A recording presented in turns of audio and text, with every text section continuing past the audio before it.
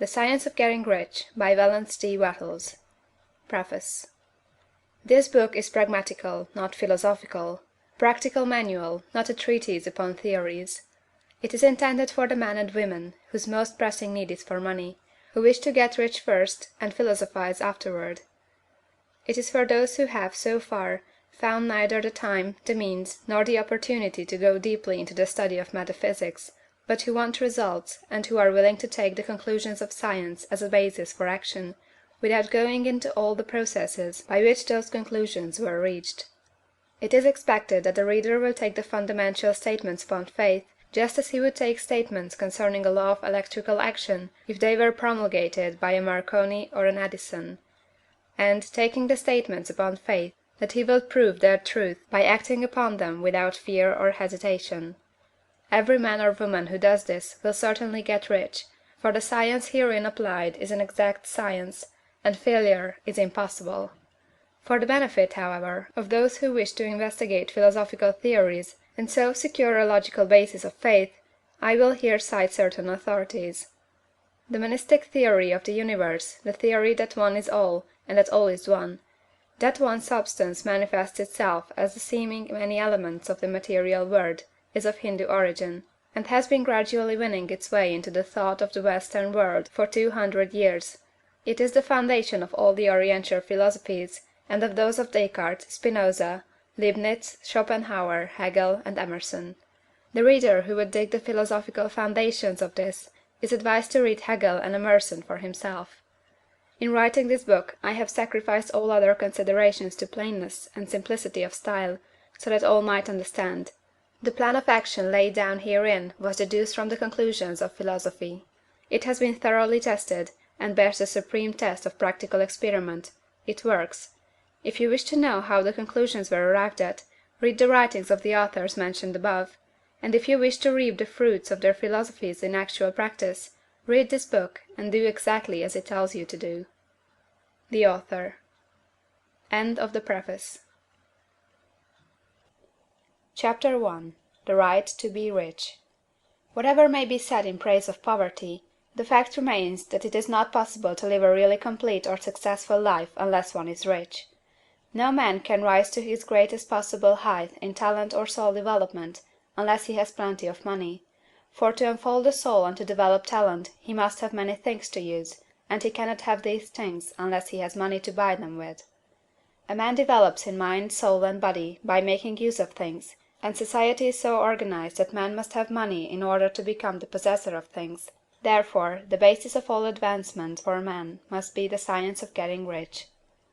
The object of all life is development, and everything that lives has an inalienable right to all the development it is capable of attaining. Man's right to life means his right to have the free and unrestricted use of all the things which may be necessary to his fullest mental, spiritual, and physical unfoldment, or, in other words, his right to be rich. In this book I shall not speak of riches in a figurative way. To be really rich does not mean to be satisfied or contented with a little. No man ought to be satisfied with a little if he is capable of using and enjoying more. The purpose of nature is the advancement and unfoldment of life, and every man should have all that can contribute to the power, elegance, beauty, and richness of life. To be content with less is sinful. The man who owns all he wants for the living of all the life he is capable of living is rich, and no man who has not plenty of money can have all he wants. Life has advanced so far, and become so complex, that even the most ordinary man or woman requires a great amount of wealth in order to live in a manner that even approaches completeness. Every person naturally wants to become all that they are capable of becoming. This desire to realize innate possibilities is inherent in human nature. We cannot help wanting to be all that we can be. Success in life is becoming what you want to be. You can become what you want to be only by making use of things, and you can have the free use of things only as you become rich enough to buy them. To understand the science of getting rich is therefore the most essential of all knowledge. There is nothing wrong in wanting to get rich. The desire for riches is really the desire for a richer, fuller, and more abundant life, and that desire is praiseworthy. The man who does not desire to live more abundantly is abnormal, and so the man who does not desire to have money enough to buy all he wants is abnormal. There are three motives for which we live: We live for the body, we live for the mind, we live for the soul. No one of these is better or holier than the other. All are alike desirable, and no one of the three, body, mind, or soul, can live fully if either of the others is cut short of full life and expression. It is not right or noble to live only for the soul and deny mind or body, and it is wrong to live for the intellect and deny body or soul. We are all acquainted with the loathsome consequences of living for the body and denying both mind and soul, and we can see that real life means the complete expression of all that man can give forth through body, mind, and soul. Whatever he can say, no man can be really happy or satisfied unless his body is living fully in every function, and unless the same is true for his mind and his soul. Wherever there is unexpressed possibility, or function not performed, there is unsatisfied desire. Desire is possibility seeking expression, or function seeking performance. Man cannot live fully in body without good food, comfortable clothing, and warm shelter, and without freedom from excessive toil. Rest and recreation are also necessary for his physical life. He cannot live fully in mind without books and time to study them, without opportunity to travel and observation, or without intellectual companionship. To live fully in mind he must have intellectual recreations, and must surround himself with all the objects of art and beauty he is capable of using and appreciating. To live fully in soul, man must have love, and love is denied expression by poverty. A man's highest happiness is found in the bestowal of benefits on those he loves. Love finds its most natural and spontaneous expression in giving. The man who has nothing to give cannot fill his place as a husband or father, as a citizen, or as a man. It is in the use of material things that a man finds full life for his body, develops his mind, and unfolds his soul. It is therefore for supreme importance to him that he should be rich. It is perfectly right that you should desire to be rich. If you are a normal man or woman, you cannot help doing so. It is perfectly right that you should give your best attention to the science of getting rich, for it is the noblest and most necessary of all studies. If you neglect this study, you are derelict in your duty to yourself, to God and humanity, for you can render to God and humanity no greater service than to make the most of yourself. End of Chapter 1.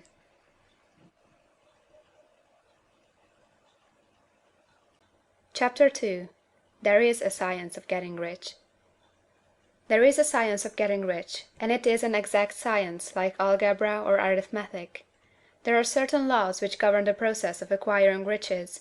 Once these laws are learned and obeyed by any man, he will get rich with mathematical certainty. The ownership of money and property comes as a result of doing things in a certain way. Those who do things in this certain way, whether on purpose or accidentally, get rich, while those who do not do things in this certain way, no matter how hard they work, or how able they are, remain poor. It is a natural law that like causes always produce like effects, and therefore any man or woman who learns to do things in this certain way will infallibly get rich. That the above statement is true is shown by the following facts.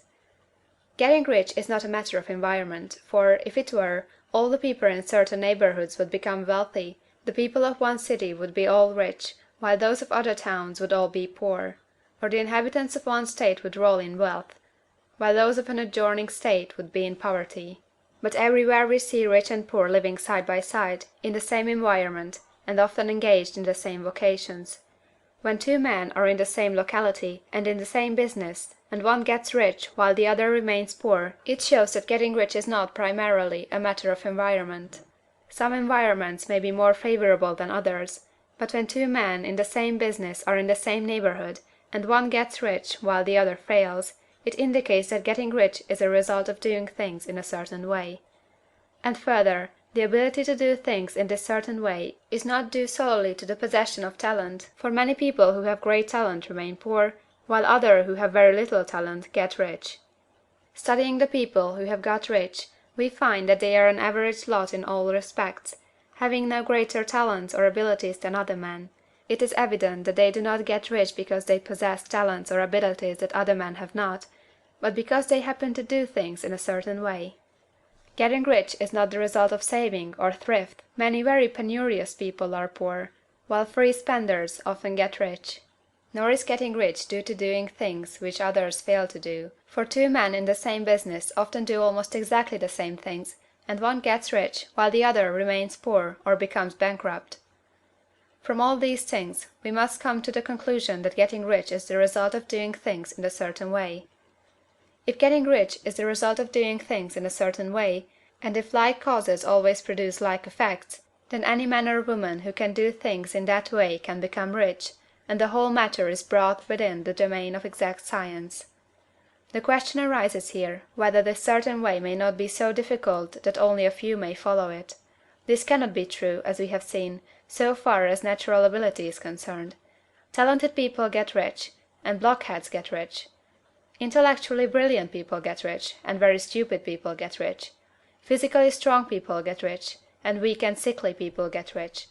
Some degree of ability to think and understand is, of course, essential. But in so far natural ability is concerned, any man or woman who has sense enough to read and understand these words can certainly get rich. Also, we have seen that it is not a matter of environment. Location counts for something. One would not go to the heart of the Sahara and expect to do successful business. Getting rich involves the necessity of dealing with men, and of being where there are people to deal with. And if these people are inclined to deal in the way you want to deal, so much the better. But that is about as far as environment goes. If anybody else in your town can get rich, so can you. And if anybody else in your state can get rich, so can you. Again, it is not a matter of choosing some particular business or profession. People get rich in every business and in every profession, while their next-door neighbors on the same vocation remain in poverty. It is true that you will do best in a business which you like, and which is congenial to you. And if you have certain talents which are well developed, you will do best in a business which calls for the exercise of those talents. Also, you will do best in a business which is suited to your locality. An ice cream parlor would do better in a warm climate than in Greenland, and a salmon fishery would succeed better in the Northwest than in Florida, where there are no salmon. But, aside from these general limitations, getting rich is not dependent upon your engaging in some particular business, but upon your learning to do things in a certain way. If you are now in business and everybody else in your locality is getting rich in the same business while you are not getting rich, it is because you are not doing things in the same way that the other person is doing them. No one is prevented from getting rich by lack of capital. True, as you get capital the increase becomes more easy and rapid, but one who has capital is already rich, and does not need to consider how to become so. No matter how poor you may be, if you begin to do things in a certain way, you will begin to get rich, and you will begin to have capital. The getting of capital is a part of the process of getting rich, and it is a part of the result which invariably follows the doing of things in a certain way. You may be the poorest man on the continent, and be deeply in debt. You may have neither friends, influence, nor resources, but if you begin to do things in this way, you must infallibly begin to get rich, for like causes must produce like effects. If you have no capital, you can get capital. If you are in the wrong business, you can get into the right business. If you are in the wrong location, you can go to the right location, and you can do so by beginning in your present business and in your present location to do things in the certain way which causes success. End of chapter 2.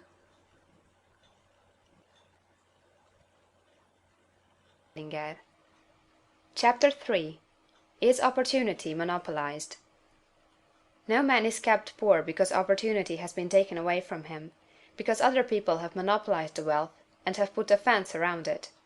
You may be shut off from engaging in business in certain lines, but there are other channels open to you. Probably it would be hard for you to get control of any of the great railroad systems. That field is pretty well monopolized. But the electric railway business is still in its infancy, and offers plenty of scope for enterprise, and it will be but a few years until traffic and transportation through the air will become a great industry, and in all its branches will give employment to hundreds of thousands and perhaps to millions of people. Why not turn your attention to the development of aerial transportation, instead of competing with J. Hill and others for a chance in the steam railway world? It is quite true that if you are a workman in the employ of the Steel Trust, you have very little chance of becoming the owner of the plant in which you work. But it is also true that if you will commence the act in a certain way, you can soon leave the employ of the Steel Trust. You can buy a farm of from 10 to 40 acres, and engage in business as a producer of foodstuffs. There is great opportunity at this time for men who will live upon small tracts of land and cultivate the same intensively. Such men will certainly get rich. You may say that it is impossible for you to get the land, but I am going to prove to you that it is not impossible, and that you can certainly get a farm if you will go to work in a certain way. At different periods the tide of opportunity sets in different directions, according to the needs of the whole, and the particular stage of social evolution which has been reached. At present, in America, it is setting toward agriculture and the allied industries and professions.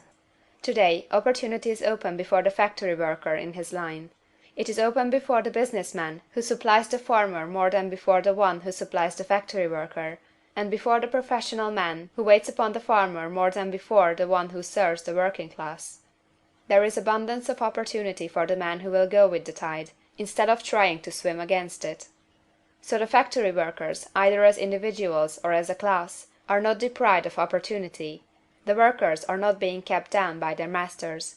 They are not being ground by the trusts and combinations of capital. As a class, they are where they are because they do not do things in a certain way.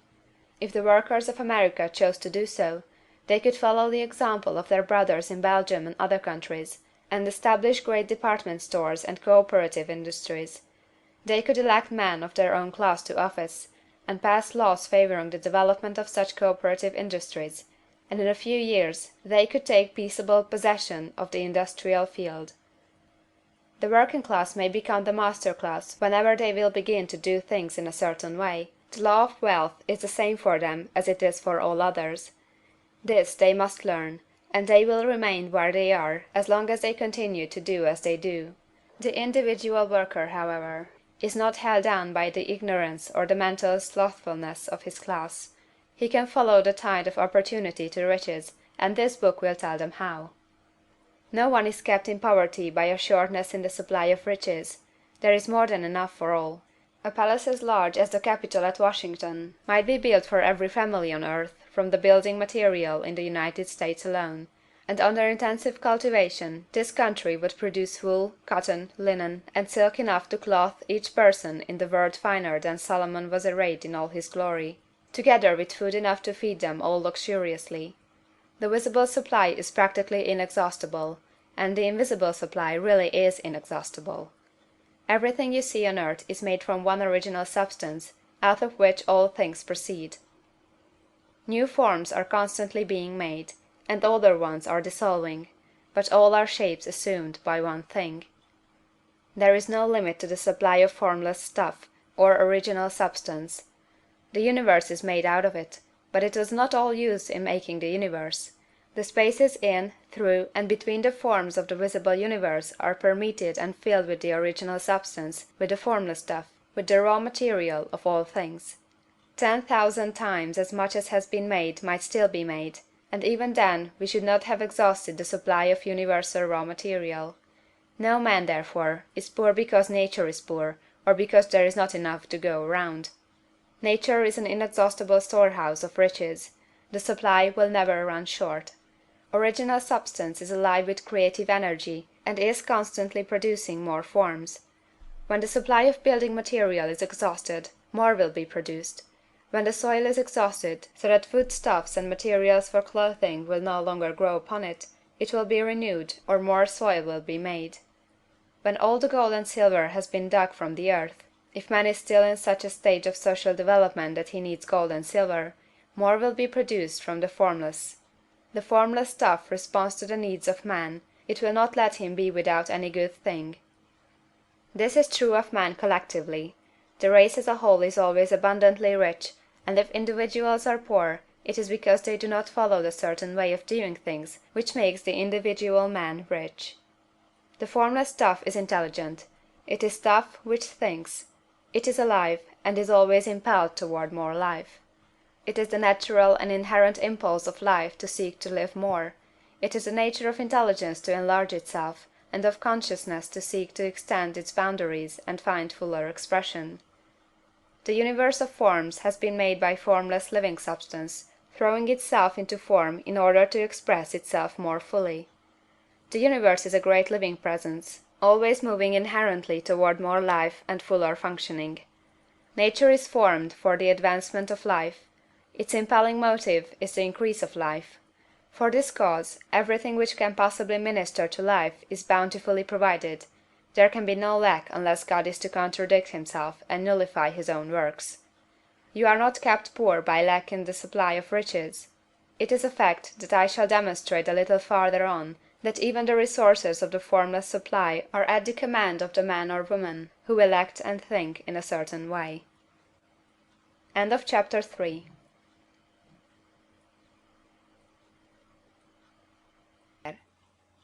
CHAPTER IV. The first principle in the science of getting rich. Thought is the only power which can produce tangible riches from the formless substance. The stuff from which all things are made is a substance which thinks, and the thought of form in this substance produces the form. Original substance moves according to its thoughts. Every form and process you see in nature is the visible expression of a thought in original substance. As the formless stuff thinks of a form, it takes that form; as it thinks of a motion, it makes that motion. That is the way all things were created. We live in a thought world, which is part of a thought universe.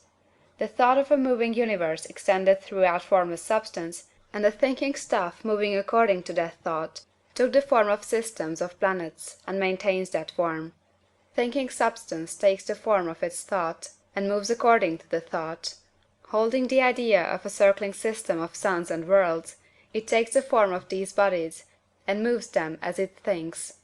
Thinking the form of a slow-growing oak tree, it moves accordingly, and produces the tree, though centuries may be required to do the work.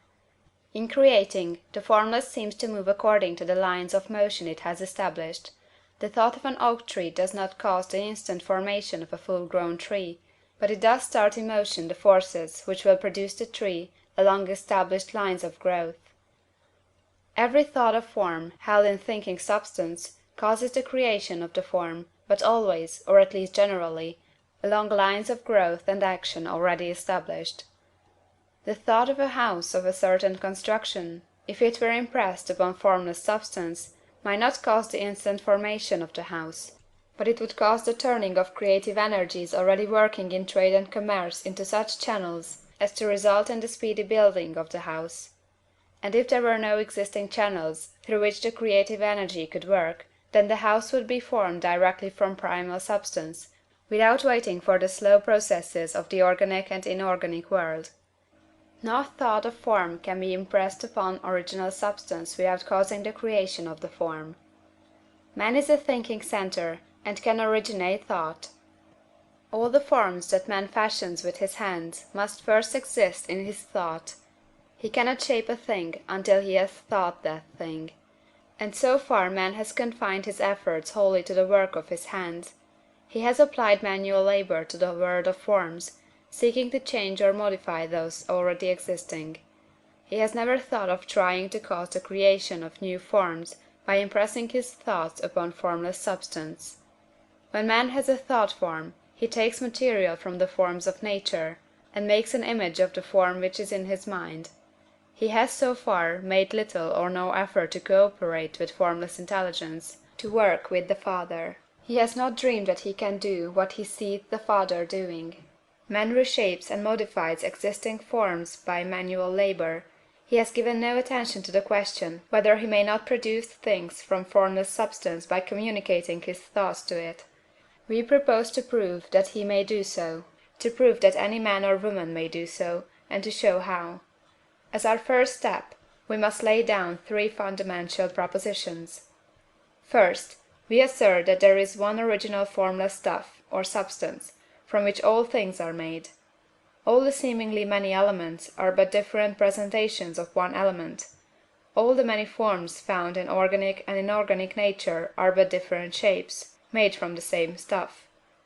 And this stuff is thinking stuff. A thought held in it produces the form of the thought. Thought, in thinking substance, produces shapes. Man is a thinking centre, capable of original thought. If man can communicate his thought to original thinking substance, he can cause the creation or formation of the thing he thinks about. To summarize this, there is a thinking stuff from which all things are made, and which, in its original state, permeates, penetrates, and fills the interspaces of the universe. A thought, in this substance, produces the thing that is imaged by the thought. Man can form things in his thought, and, by impressing his thought upon formless substance, can cause the thing he thinks about to be created. It may be asked if I can prove these statements, and without going into details, I answer that I can do so, both by logic and experience. Reasoning back from the phenomena of form and thought, I come to one original thinking substance, and reasoning forward from this thinking substance, I come to man's power to cause the formation of the thing he thinks about. And, by experiment, I find the reasoning true, and this is my strongest proof. If one man who reads this book gets rich by doing what it tells him to do, that is evidence in support of my claim. But if every man who does what it tells him to do gets rich, that is positive proof until someone goes through the process and fails.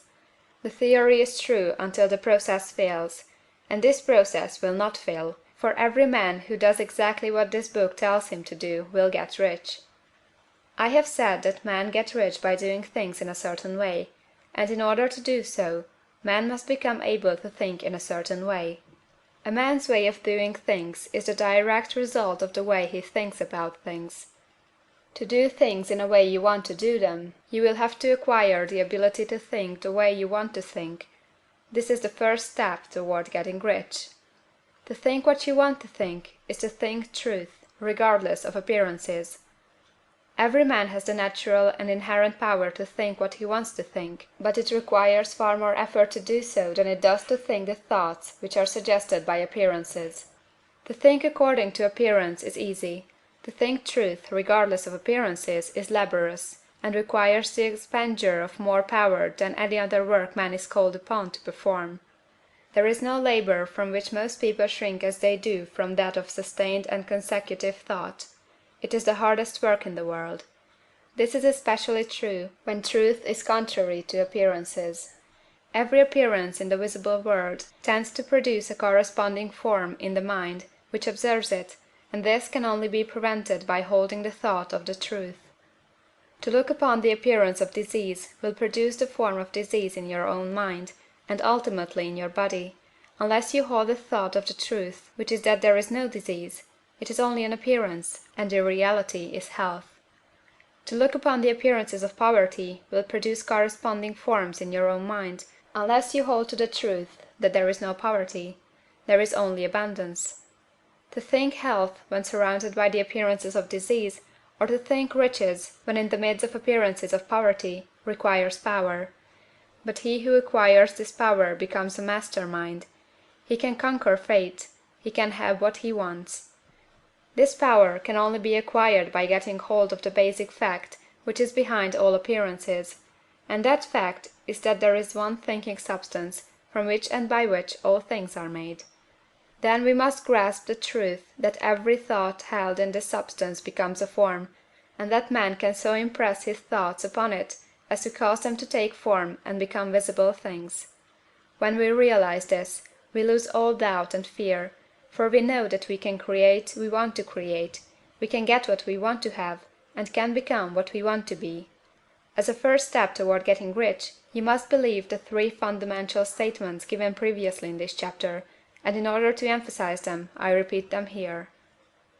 There is a thinking stuff from which all things are made, and which, in its original state, permeates, penetrates, and fills the interspaces of the universe. A thought, in this substance, produces the thing that is imaged by the thought. Man can form things in his thought, and, by impressing his thought upon formless substance, can cause the thing he thinks about to be created. You must lay aside all other concepts of the universe than this monistic one, and you must dwell upon this until it is fixed in your mind, and has become your habitual thought. Read these creed statements over and over again, fix every word upon your memory, and meditate upon them until you firmly believe what they say. If a doubt comes to you, cast it aside as a sin. Do not listen to arguments against this idea. Do not go to churches or lectures where a contrary concept of things is taught or preached. Do not read magazines or books which teach a different idea.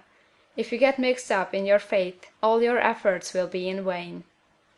Do not ask why these things are true, nor speculate as to how they can be true.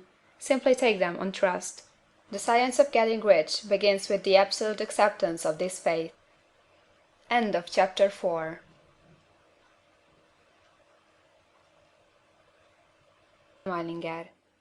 Chapter 5. Increasing Life. You must get rid of the last vestige of the old idea that there is a Deity whose will it is that you should be poor, or whose purposes may be served by keeping you in poverty. The intelligent substance which is all, and in all, and which lives in all, and lives in you, is a consciously living substance. Being a consciously living substance, it must have the nature and inherent desire of every living intelligence for increase of life. Every living thing must continually seek for the enlargement of its life, because life, in the mere act of living, must increase itself. A seed, dropped into the ground, springs into activity, and in the act of living produces 100 more seeds. Life, by living, multiplies itself. It is forever becoming more. It must do so if it continues to be at all. Intelligence is under the same necessity for continuous increase. Every thought we think makes it necessary for us to think another thought. Consciousness is continually expanding. Every fact we learn leads us to the learning of another fact. Knowledge is continually increasing. Every talent we cultivate brings to the mind the desire to cultivate another talent. We are subject to the urge of life, seeking expression, which ever drives us on to know more, to do more, and to be more. In order to know more, do more, and be more, we must have more. We must have things to use, for we learn, and do, and become, only by using things. We must get rich, so that we can live more. The desire for riches is simply the capacity for larger life seeking fulfillment. Every desire is the effort of an unexpressed possibility to come into action. It is power seeking to manifest which causes desire. That which makes you want more money is the same as that which makes the plant grow. It is life, seeking fuller expression. The one living substance must be subject to this inherent law of all life. It is permeated with the desire to live more. That is why it is under the necessity of creating things. The one substance desires to live more in you, hence it wants you to have all the things you can use. It is the desire of God that you should get rich. He wants you to get rich, because he can express himself better through you if you have plenty of things to use in giving him expression. He can live more in you if you have unlimited command of the means of life. The universe desires you to have everything you want to have. Nature is friendly to your plans. Everything is naturally for you. Make up your mind that this is true. It is essential, however, that your purpose should harmonize with the purpose that is in all. You must want real life, not mere pleasure of sensual gratification. Life is the performance of function, and the individual really lives only when he performs every function, physical, mental, and spiritual, of which he is capable, without excess in any. You do not want to get rich in order to live swinishly, for the gratification of animal desires. That is not life. But the performance of every physical function is a part of life, and no one lives completely who denies the impulses of the body a normal and healthful expression. You do not want to get rich solely to enjoy mental pleasures, to get knowledge, to gratify ambition, to outshine others, to be famous. All these are a legitimate part of life, but the man who lives for the pleasures of the intellect alone will only have a partial life, and he will never be satisfied with his lot. You do not want to get rich solely for the good of others, to lose yourself for the salvation of mankind, to experience the joys of philanthropy and sacrifice. The joys of the soul are only a part of life, and they are no better nor nobler than any other part. You want to get rich in order that you may eat, drink, and be merry when it is time to do these things, in order that you may surround yourself with beautiful things, see distant lands, feed your mind, and develop your intellect, in order that you may love man and do kind things, and be able to play a good part in helping the world to find truth. But remember that extreme altruism is no better nor nobler than extreme selfishness. Both are mistakes. Get rid of the idea that God wants you to sacrifice yourself for others, and that you can secure his favor by doing so. God requires nothing of the kind. What he wants you is that you should make the most of yourself for yourself and for others. And you can help others more by making the most of yourself than in any other way. You can make the most of yourself only by getting rich, so it is right and praiseworthy that you should give your first and best thought to the work of acquiring wealth. Remember, however, that the desire of substance is for all, and its movements must be for more life to all. It cannot be made to work for less life to any, because it is equally in all, seeking riches and life. Intelligent substance will make things for you, but it will not take things away from some one else and give them to you. You must get rid of the thought of competition. You are to create, not to compete for what is already created. You do not have to take anything from anyone. You do not have to drive sharp bargains. You do not have to cheat, or to take advantage. You do not need to let any man work for you for less than he earns. You do not have to covet the property of others, or to look at it with wistful eyes. No man has anything of which you cannot have the like, and that without taking what he has away from him. You are to become a creator, not a competitor. You are going to get what you want, but in such a way that when you get it every other man will have more than he has now. I am aware that there are men who get a vast amount of money by proceeding in direct opposition to the statements in the paragraph above, and may add a word of explanation here. Men of the plutocratic type, who become very rich, do so sometimes purely by their extraordinary ability on the plane of competition, and sometimes they unconsciously relate themselves to substance in its great purposes and movements for the general racial upbuilding through industrial evolution. Rockefeller, Carnegie, Morgan, and others have been the unconscious agents of the Supreme in the necessary work of systematizing and organizing productive industry, and in the end, their work will contribute immensely toward increased life for all. Their day is nearly over.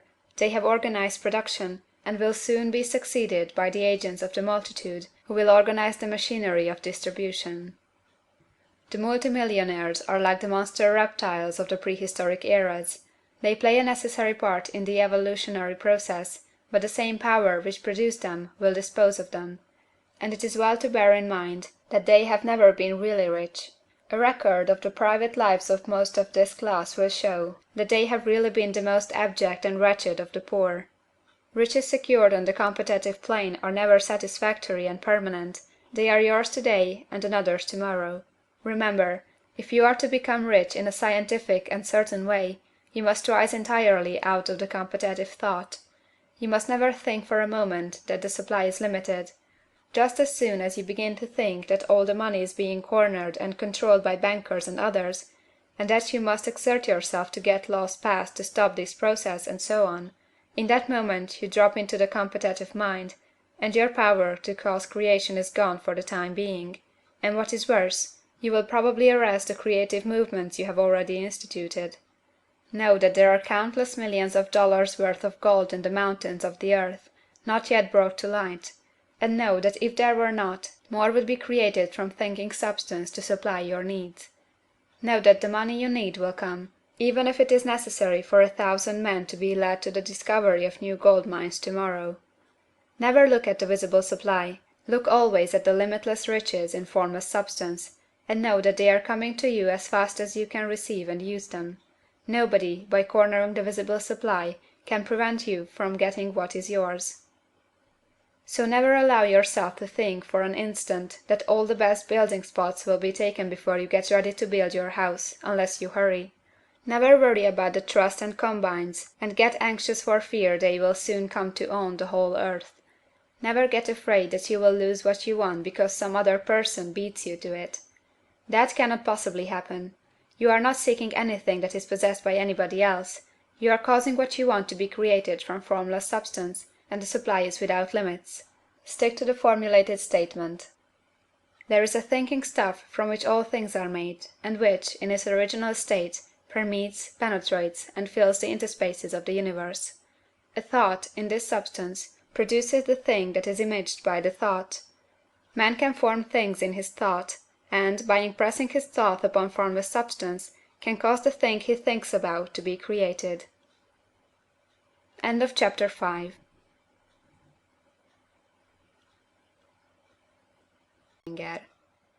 Chapter 6. How riches come to you. When I say that you do not have to drive sharp bargains, I do not mean that you do not have to drive any bargains at all, or that you are above the necessity for having any dealings with your fellow men. I mean that you will not need to deal with them unfairly. You do not have to get something for nothing, but can give to every man more than you take from him. You cannot give every man more in cash market value than you take from him, but you can give him more in use value than the cash value of the thing you take from him. The paper, ink, and other material in this book may not be worth the money you pay for it, but if the ideas suggested in it bring you thousands of dollars, you have not been wronged by those who sold it to you. They have given you a great use value for a small cash value. Let us suppose that I own a picture by one of the greatest artists, which, in any civilized community, is worth thousands of dollars. I take it to Baffin Bay, and by salesmanship induce an Eskimo to give a bundle of furs worth $500 for it. I have really wronged him, for he has no use for the picture. It has no use value to him. It will not add to his life. But suppose I give him a gun, worth $50 for his furs. Then he has made a good bargain. He has use for the gun. It will get him many more furs and much food. It will add to his life in every day. It will make him rich. When you rise from the competitive to the creative plane, you can scan your business transactions very strictly, and if you are selling any man anything which does not add more to his life than the thing he gives you in exchange, you can afford to stop it. You do not have to beat anybody in business. And if you are in a business which does beat people, get out of it at once. Give every man more in use value than you take from him in cash value. Then you are adding to the life of the world by every business transaction. If you have people working for you, you must take from them more cash value than you pay them in wages. But you can so organize your business that it will be filled with the principle of advancement, and so that each employee who wishes to do so may advance a little every day. You can make your business do for your employees what this book is doing for you. You can so conduct your business that it will be a sort of ladder, by which every employee who will take the trouble may climb to riches himself, and given the opportunity, if he will not do so, it is not your fault.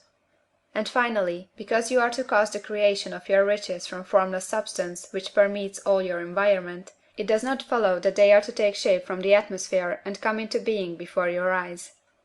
If you want a sewing machine, for instance, I do not mean to tell you that you are to impress the thought of a sewing machine on thinking substance until the machine is formed without hands, in the room where you sit or elsewhere. But if you want a sewing machine, hold the mental image of it with the most positive certainty that it is being made, or is on its way to you. After once forming the thought, have the most absolute and unquestioning faith that a sewing machine is coming.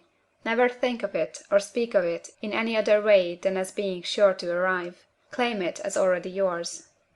It will be brought to you by the power of the Supreme Intelligence acting upon the minds of men. If you live in Maine, it may be that a man will be brought from Texas or Japan to engage in some transaction which will result in your getting what you want. If so, the whole matter will be as much to that man's advantage as it is to yours. Do not forget for a moment that the thinking substance is through all, in all, communicating with all, and can influence all. The desire of thinking substance for fuller life and better living has caused the creation of all the sewing machines already made, and it can cause the creation of millions more, and will, whenever men set it in motion by desire and faith, and by acting in a certain way.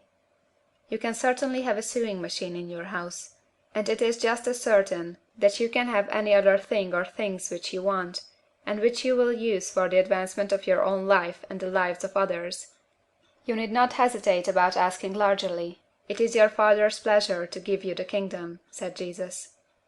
Original substance wants to live all that is possible in you, and wants you to have all that you can or will use for the living of the most abundant life. If you fix upon your consciousness the fact that the desire you feel for the possession of riches is one with the desire of omnipotence for more complete expression, your faith becomes invincible. Once I saw a little boy sitting at a piano and vainly trying to bring harmony out of the keys, and I saw that he was grieved and provoked by his inability to play real music. I asked him the cause of this vexation, and he answered, "I can feel the music in me, but I can make my hands go right. The music in him was the urge of original substance, containing all the possibilities of all life. All that there is of music was seeking expression through the child. God, the one substance, is trying to live and do and enjoy things through humanity.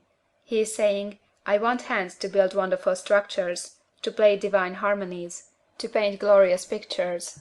I want feet to run my errands, eyes to see my beauties, tongues to tell mighty truths, and to sing marvelous songs, and so on. All that there is of possibility is seeking expression through man. God wants those who can play music to have pianos and every other instrument, and to have the means to cultivate their talents to the fullest extent. He wants those who can appreciate beauty to be able to surround themselves with beautiful things. He wants those who can discern the truth to have every opportunity to travel and observe. He wants those who can appreciate dress to be beautifully clothed, and those who can appreciate good food to be luxuriously fed. He wants all these things, because it is himself that enjoys and appreciates them. It is God who wants to play, and sing, and enjoy beauty, and proclaim truth, and wear fine clothes, and eat good foods. It is God that worketh in you to will and to do, said Paul. The desire you feel for riches is the infinite seeking to express himself in you, as he sought to find expression in the little boy at the piano. So you need not hesitate to ask largely. Your part is to focalize and express the desire to God. This is a difficult point with most people.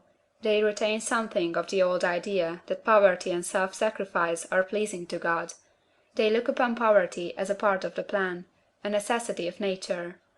They have the idea that God has finished his work, and made all that he can make, and that the majority of men must stay poor, because there is not enough to go around. They hold so much to this erroneous thought that they feel ashamed to ask for wealth. They try not to want more than a very modest competence, just enough to make them fairly comfortable. I recall now a case of one student who was told that he must get in mind a clear picture of the things he desired, so that the creative thought of them might be impressed on formless substance. He was a very poor man, living in a rented house, and having only what he earned from day to day, and he could not grasp the fact that all wealth was his. So, after thinking the matter over, he decided that he might reasonably ask for a new rug on the floor of his best room and an anthracite coal stove to heat the house during the cold winter. Following the instructions given in this book, he obtained these things in a few months, and then it dawned upon him that he had not asked enough. He went through the house in which he lived, and planned all the improvements he would like to make in it. He mentally added a bay window here, a room there, until it was complete in his mind as his ideal home, and then he planned its furnishings. Holding the whole picture in his mind, he began living in the certain way, and moving toward what he wanted, and he owns the house now, and is rebuilding it after the form of his mental image, and now, with still larger faith, he is going on to get greater things. It has been unto him according to his faith, and it is so with you and with all of us. End of chapter 6.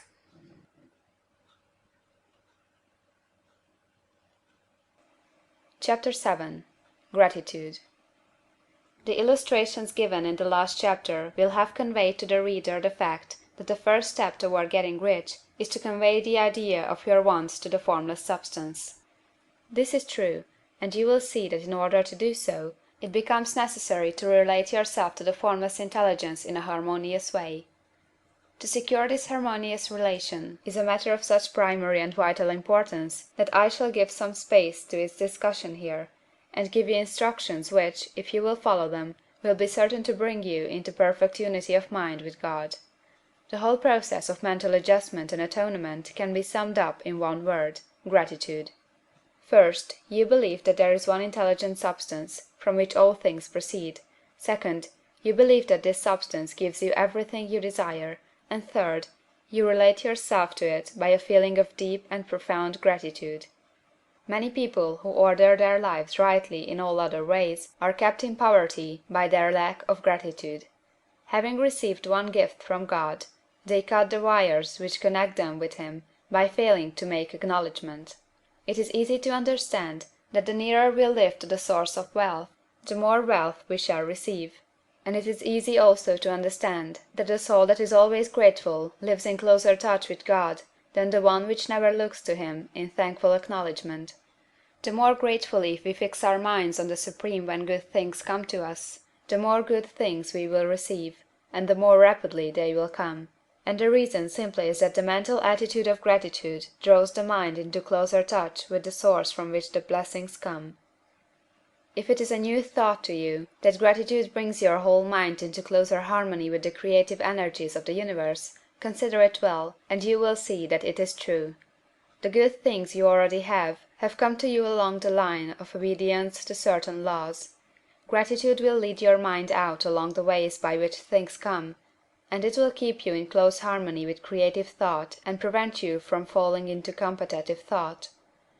Gratitude alone can keep you looking toward the all, and prevent you from falling into the error of thinking of the supply as limited, and to do that would be fatal to your hopes. There is a law of gratitude, and it is absolutely necessary that you should observe the law, if you are to get the results you seek. The law of gratitude is the natural principle that action and reaction are always equal, and in opposite directions. The grateful outreaching of your mind in thankful praise to the Supreme is a liberation or expenditure of force. It cannot fail to reach that to which it addressed, and the reaction is an instantaneous movement towards you. Draw nigh unto God, and he will draw nigh unto you. That is a statement of psychological truth. And if your gratitude is strong and constant, the reaction in formless substance will be strong and continuous. The movement of the things you want will be always toward you. Notice the grateful attitude that Jesus took, how he always seems to be saying, I thank thee, Father, that thou hearest me. You cannot exercise much power without gratitude, for it is gratitude that keeps you connected with power. But the value of gratitude does not consist solely in getting you more blessings in the future. Without gratitude you cannot long keep from dissatisfied thought regarding things as they are. The moment you permit your mind to dwell with dissatisfaction upon things as they are, you begin to lose ground. You fix attention upon the common, the ordinary, the poor, and the squalid and mean, and your mind takes the form of these things. Then you will transmit these forms or mental images to the formless, and the common, the poor, the squalid, the mean will come to you. To permit your mind to dwell upon the inferior is to become inferior and to surround yourself with inferior things. On the other hand, to fix your attention on the best is to surround yourself with the best, and to become the best. The creative power within us makes us into the image of that to which we give our attention. We are thinking substance, and thinking substance always takes the form of that to which it thinks about. The grateful mind is constantly fixed upon the best, therefore it tends to become the best. It takes the form or character of the best, and will receive the best. Also, faith is born of gratitude. The grateful mind continually expects good things, and expectation becomes faith. The reaction of gratitude upon one's own mind produces faith, and every outgoing wave of grateful thanksgiving increases faith. He who has no feeling of gratitude cannot long retain a living faith, and without a living faith you cannot get rich by the creative method, as we shall see in the following chapters. It is necessary, then, to cultivate the habit of being grateful for every good thing that comes to you, and to give thanks continuously. And because all things have contributed to your advancement, you should include all things in your gratitude. Do not waste time thinking or talking about the shortcomings or wrong actions of plutocrats or trust magnates. Their organization of the world has made your opportunity. All you get really comes to you because of them. Do not rage against corrupt politicians. If it were not for politicians, we should fall into anarchy, and your opportunity would be greatly lessened. God has worked a long time and very patiently to bring us up to where we are in industry and government, and he is going right on with his work. There is not the least doubt that he will do away the plutocrats, trust magnates, captains of industry, and politicians as soon as they can be spared. But in the meantime, behold, they are all very good. Remember that they are all helping to arrange the lines of transmission along which your riches will come to you, and be grateful to them all. This will bring you into harmonious relations with the good in everything, and the good in everything will move toward you. End of chapter 7.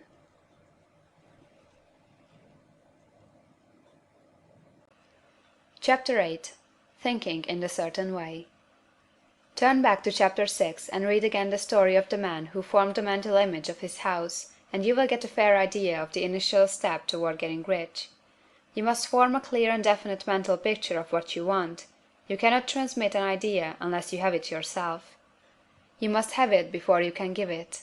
Many people fail to impress thinking substance because they have themselves only a vague and misty concept of the things they want to do, to have, or to become. It is not enough that you should have a general desire for wealth, to do good with. Everybody has that desire. It is not enough that you should have a wish to travel, see things, live more, etc. Everybody has those desires also. If you are going to send a wireless message to a friend, you would not send the letters of the alphabet in their order, and let him construct the message for himself, nor would you take words at random from the dictionary. You would send a coherent sentence, one which meant something. When you try to impress your wants upon substance, remember that it must be done by a coherent statement. You must know what you want, and be definite. You can never get rich or start the creative power into action by sending out unformed longings and vague desires. Go over your desires, just as the man I have described went over his house. See just what you want, and get a clear mental picture of it as you wish it to look when you get it. That clear mental picture you must have continually in mind, as the sailor has in mind the port toward which he is sailing the ship. You must keep your face toward it all the time. You must no more lose sight of it than the steersman loses sight of the compass. It is not necessary to take exercises in concentration, nor to set apart special times for prayer and affirmation, nor to go into the silence, nor to do occult stunts of any kind. These things are well enough, but all you need is to know what you want, and to want it badly enough so that it will stay in your thoughts. Spend as much your leisure time as you can in contemplating your picture, but no one needs to take exercises to concentrate his mind on a thing he really wants. It is the things you do not really care about which require effort to fix your attention upon them. And unless you really want to get rich, so that the desire is strong enough to hold your thoughts directed to the purpose as the magnetic pole holds the needle of the compass, it will hardly be worth while for you to try to carry out the instructions given in this book. The methods herein set forth are for people whose desire for riches is strong enough to overcome mental laziness and the love of ease, and make them work.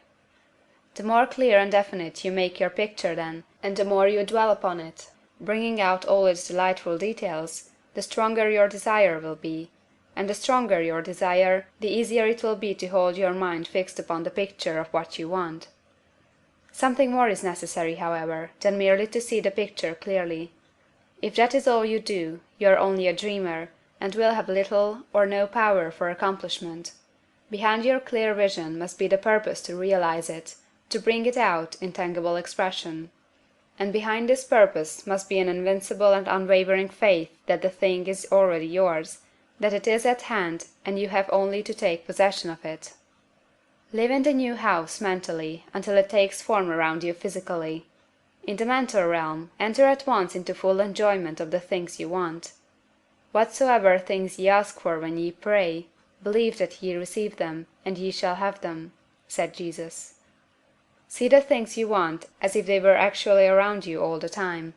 See yourself as owning and using them. Make use of them in imagination just as you will use them when they are your tangible possessions. Dwell upon your mental picture until it is clear and distinct, and then take the mental attitude of ownership toward everything in that picture. Take possession of it, in mind, in the full faith that it is actually yours. Hold to this mental ownership. Do not waver for an instant in the faith that it is real. And remember what was said in the preceding chapter about gratitude. Be as thankful for it all the time as you expect it to be when it has taken form. The man who can sincerely thank God for the things which as yet he owns only in imagination, has real faith. He will get rich. He will cause the creation of whatsoever he wants. You do not need to pray repeatedly for things you want. It is not necessary to tell God about it every day.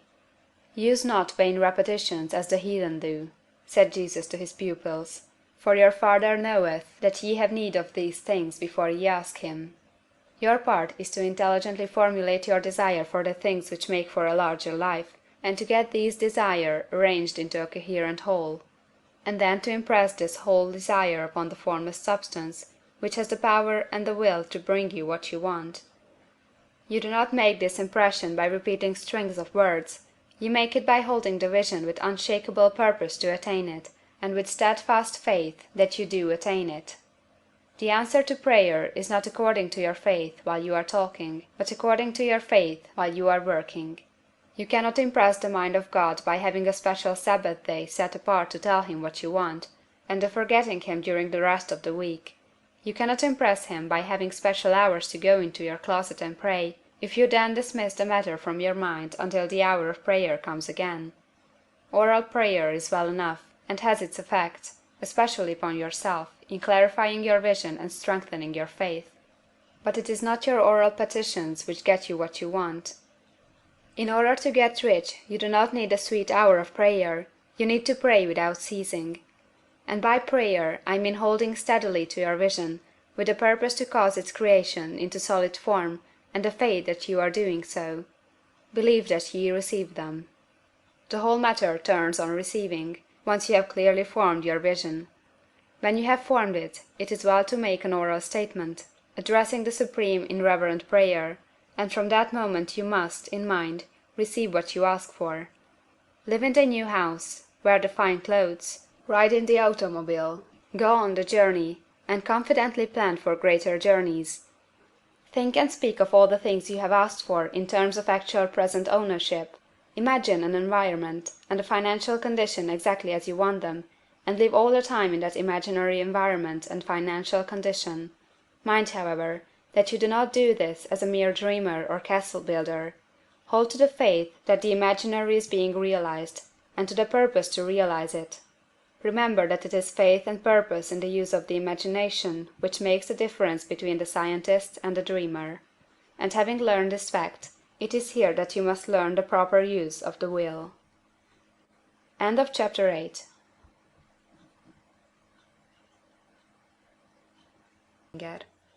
Chapter 9. How to use the will. To set about getting rich in a scientific way, you do not try to apply your willpower to anything outside of yourself. You have no right to do so, anyway.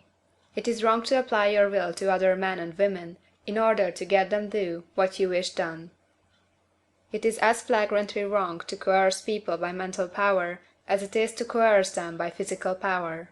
If compelling people by physical force to do things for you reduces them to slavery, compelling them by mental means accomplishes exactly the same thing. The only difference is in methods. If taking things from people by physical force is robbery, then taking things by mental force is robbery also. There is no difference in principle. You have no right to use your willpower upon another person, even for his own good, for you do not know what is for his good. The science of getting rich does not require you to apply power or force to any other person, in any way whatsoever. There is not the slightest necessity for doing so. Indeed, any attempt to use your will upon others will only tend to defeat your purpose. You do not need to apply your will to things in order to compel them to come to you. That would simply be trying to coerce God, and would be foolish and useless, as well as irreverent. You do not have to compel God to give you good things, any more than you have to use your willpower to make the sun rise. You do not have to use your willpower to conquer an unfriendly deity, or to make stubborn and rebellious forces do your bidding. Substance is friendly to you, and is more anxious to give you what you want than you are to get it. To get rich, you need only to use your willpower upon yourself. When you know what to think or do, then you must use your will to compel yourself to think and do the right things. That is the legitimate use of the will in getting what you want, to use it in holding yourself to the right course. Use your will to keep yourself thinking and acting in a certain way. Do not try to project your will, or your thoughts, or your mind out into space, to act on things or people. Keep your mind at home. It can accomplish more there than elsewhere. Use your mind to form a mental image of what you want, and to hold that vision with faith and purpose. And use your will to keep your mind working in the right way. The more steady and continuous your faith and purpose, the more rapidly you will get rich, because you will make only positive impressions upon substance, and you will not neutralize or offset them by negative impressions. The picture of your desires, held with faith and purpose, is taken up by the Formless, and permits it to great distances throughout the universe for all I know. As this impression spreads, all things are set moving toward its realization. Every living thing, every inanimate thing, and the things yet uncreated, are stirred toward bringing into being that which you want. All force begins to be exerted in that direction, all things begin to move toward you. The minds of people, everywhere, are influenced toward doing the things necessary to the fulfilling of your desires, and they work for you unconsciously. But you can check all this by starting a negative impression in the formless substance. Doubt or unbelief is as certain to start a movement away from you as faith and purpose are to start one toward you. It is by not understanding this that most people who try to make use of mental science in getting rich make their failure. Every hour and moment you spend in giving heed to doubts and fears, every hour you spend in worry, every hour in which your soul is possessed by unbelief, sets a current away from you in the whole domain of intelligent substance. All the promises are unto them that believe, and unto them only. Notice how insistent Jesus was upon his point of belief, and now you know the reason why. Since belief is all important, it behooves you to guard your thoughts, and as your beliefs will be shaped in a very great extent by the things you observe and think about, it is important that you should command your attention. And here the will comes into use, for it is by your will that you determine upon what things your attention shall be fixed. If you want to become rich, you must not make a study of poverty. Things are not brought into being by thinking about their opposites. Health is never to be attained by studying disease and thinking about disease. Righteousness is not to be promoted by studying sin and thinking about sin. And no one ever got rich by studying poverty and thinking about poverty. Medicine as a science of disease has increased disease. Religion as science of sin has promoted sin. And economics as a study of poverty will fill the world with wretchedness and want. Do not talk about poverty. Do not investigate it or concern yourself with it. Never mind what its causes are. You have nothing to do with them. What concerns you is the cure. Do not spend your time in charitable work or charity movements. All charity only tends to perpetuate the wretchedness it aims to eradicate. I do not say that you should be hard-hearted or unkind, and refuse to hear the cry of need. But you must not try to eradicate poverty in any of the conventional ways. Put poverty behind you, and put all that pertains to it behind you and make good. Get rich, that is the best way you can help the poor. And you cannot hold the mental image which is to make you rich, if you fill your mind with pictures of poverty.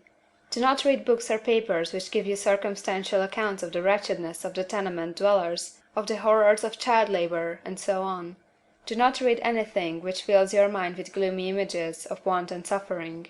You cannot help the poor in the least by knowing about these things, and the widespread knowledge of them does not tend at all to do away with poverty. What tends to do away with poverty is not the getting of pictures of poverty into your mind, but getting pictures of wealth into the minds of the poor. You are not deserting the poor in their misery when you refuse to allow your mind to be filled with pictures of that misery.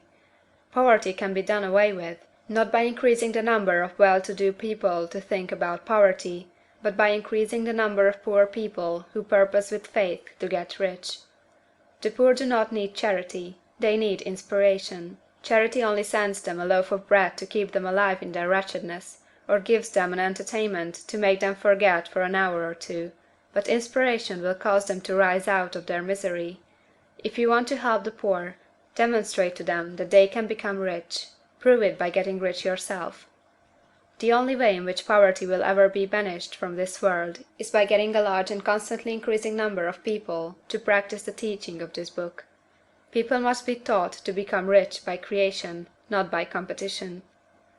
Every man who becomes rich by competition throws down behind him the ladder by which he rises, and keeps others down. But every man who gets rich by creation opens a way for thousands to follow him, and inspires them to do so. You are not showing hardness of heart or an unfeeling disposition when you refuse to pity poverty, see poverty, read about poverty, or think and talk about it, or to listen to those who do talk about it. Use your will power to keep your mind off the subject of poverty, and to keep it fixed with faith and purpose on the vision of what you want. Chapter 9.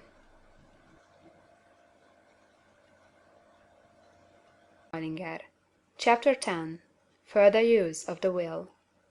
You cannot retain a true and clear vision of wealth if you are constantly turning your attention to opposing pictures, whether they be external or imaginary. Do not tell of your past troubles of a financial nature; if you have had them, do not think of them at all.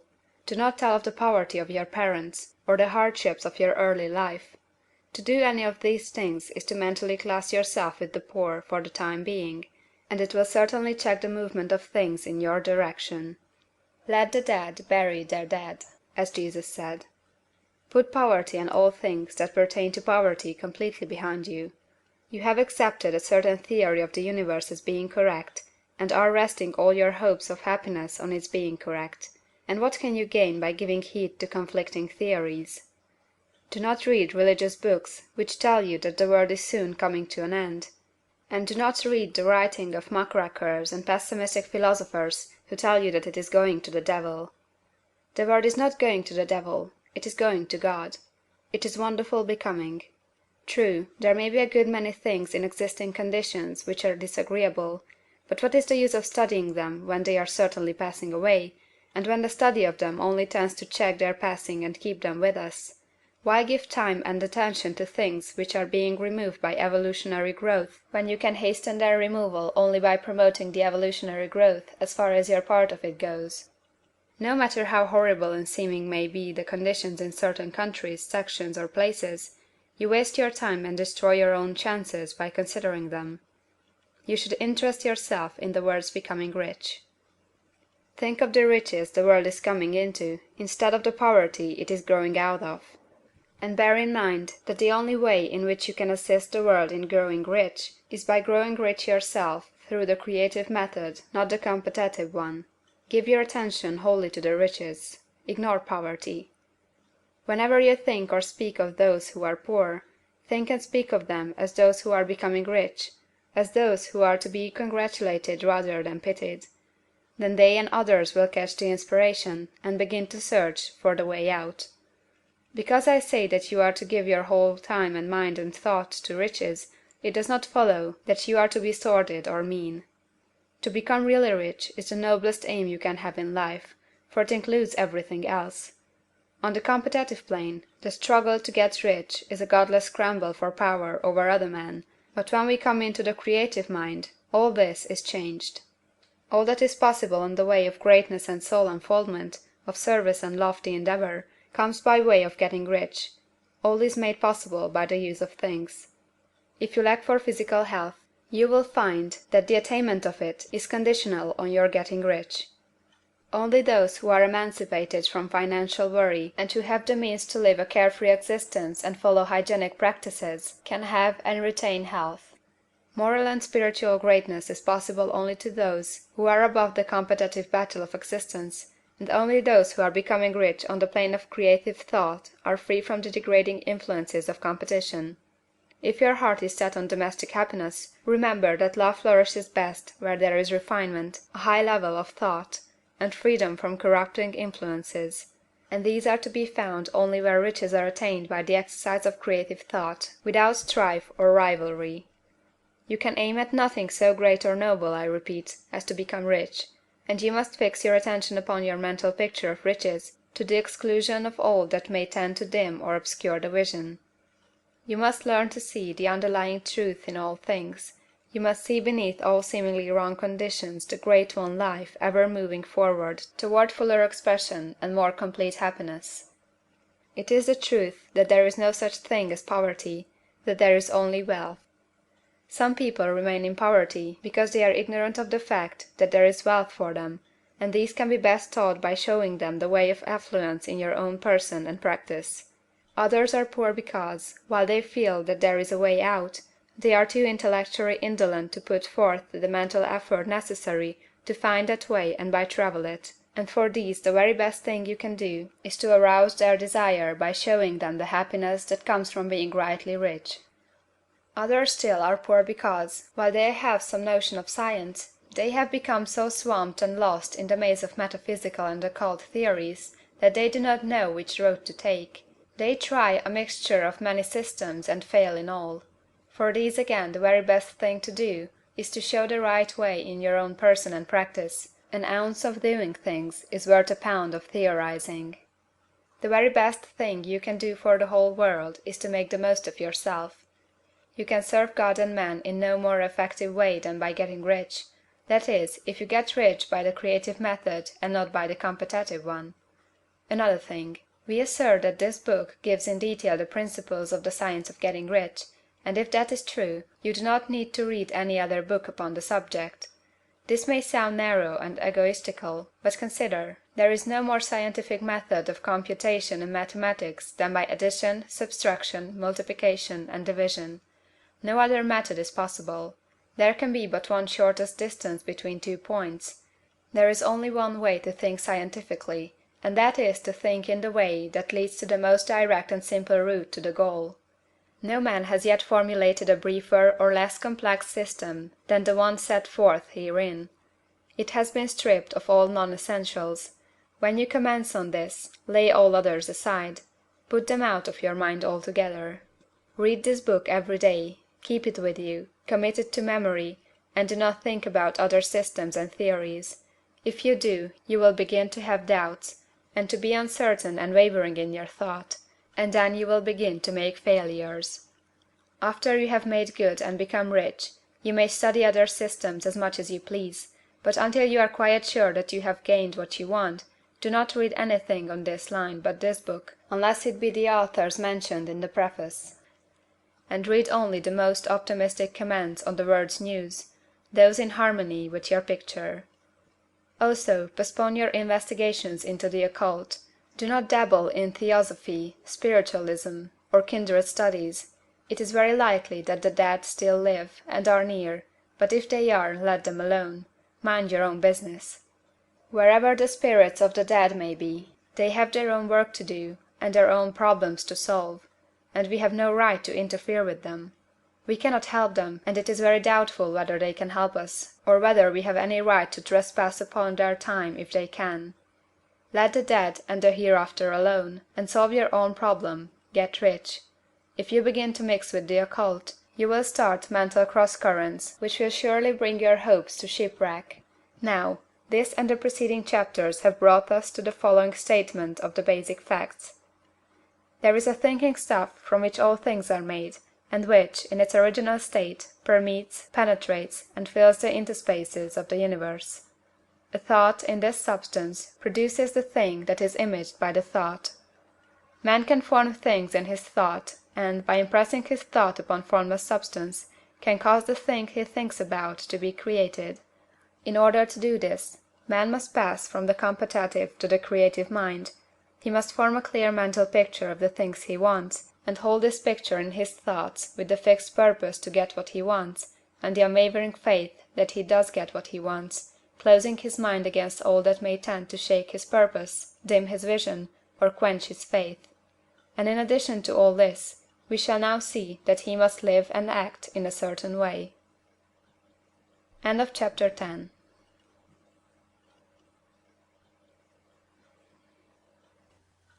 Chapter 11. Acting in a certain way. Thought is the creative power, or the impelling force which causes the creative power to act. Thinking in a certain way will bring riches to you, but you must not rely upon thought alone, paying no attention to personal action. That is the rock upon which many otherwise scientific metaphysical thinkers meet shipwreck, the failure to connect thought with personal action. We have not yet reached the stage of development, even supposing such a stage to be possible, in which man can create directly from formless substance without nature's processes or the work of human hands. Man must not only think, but his personal action must supplement his thought. By thought, you can cause the gold in the hearts of the mountains to be impelled toward you, but it will not mine itself, refine itself, coin itself into double eagles, and come rolling along the roads seeking its way into your pocket. Under the impelling power of the Supreme Spirit, man's affairs will be so ordered that some one will be led to mine the gold for you. Other men's business transactions will be so directed that the gold will be brought toward you, and you must so arrange your own business affairs that you may be able to receive it when it comes to you. Your thought makes all things, animate and inanimate, work to bring you what you want, but your personal activity must be such that you can rightly receive what you want when it reaches you. You are not to take it as charity, nor to steal it. You must give every man more in use value than he gives you in cash value. The scientific use of thought consists in forming a clear and distinct mental image of what you want, in holding fast to the purpose to get what you want, and in realizing with grateful faith that you do get what you want.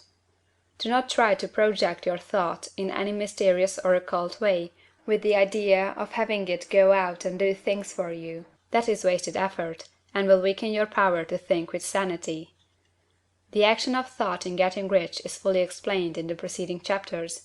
Your faith and purpose positively impress your vision upon formless substance, which has the same desire for more life that you have; and this vision, received from you, sets all the creative forces at work in and through their regular channels of action, but directed toward you. It is not your part to guide or supervise the creative process. All you have to do with that is to retain your vision, stick to your purpose, and maintain your faith and gratitude.